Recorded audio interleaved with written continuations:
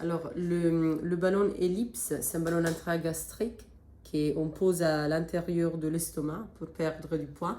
Et il est innovatif par rapport au ballon intragastrique classique parce qu'on n'a pas besoin d'anesthésie, on n'a pas besoin de gastroscopie, on n'a pas besoin de chirurgie.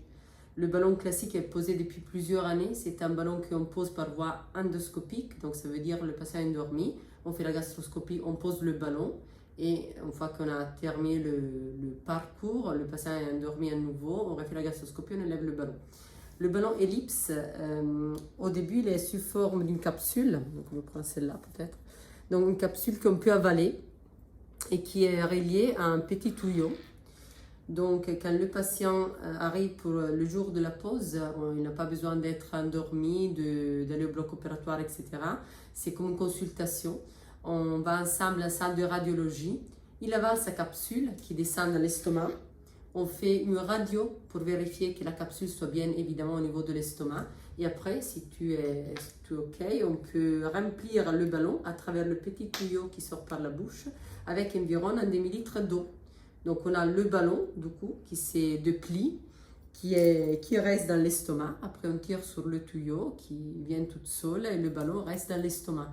Au bout de 4 mois, le ballon il se dégonfle tout seul et il passe dans les selles. Donc c'est pour ça que je disais il n'y a pas besoin d'anesthésie, ni d'endoscopie, ni de chirurgie. Donc c'est pour ça qu'il est innovatif. Après évidemment, comme pour toutes les choses, il y a les indications, les contre-indications. Donc c'est un ballon avec lequel on peut voir une perte de poids qui en moyenne est autour de 15 kg, des fois même plus. Et c'est indiqué typiquement pour les patients qui sont entre le surpoids et l'obésité, ou l'obésité comme on dit de stade 1. Donc ça veut dire un indice de masse corporelle compris entre 28 et 35.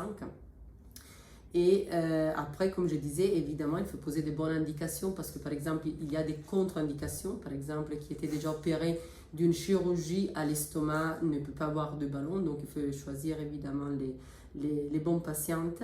Et à côté, une autre chose fondamentale, comme je dis toujours à mes patients, c'est pas une baguette magique. Comme la chirurgie, les bariatriques, c'est pas une baguette magique. Donc, à côté, il faut le changement des habitudes de vie, des habitudes alimentaires en particulier. Et donc, il faut être accompagné pour ça. Et il faut être accompagné. Et c'est pour ça que, typiquement, les équipes, nous on fait la même chose. On propose un suivi avec moi, je suis chirurgienne digestive, avec la diététicienne, la psychologue, le kinéostatopathe.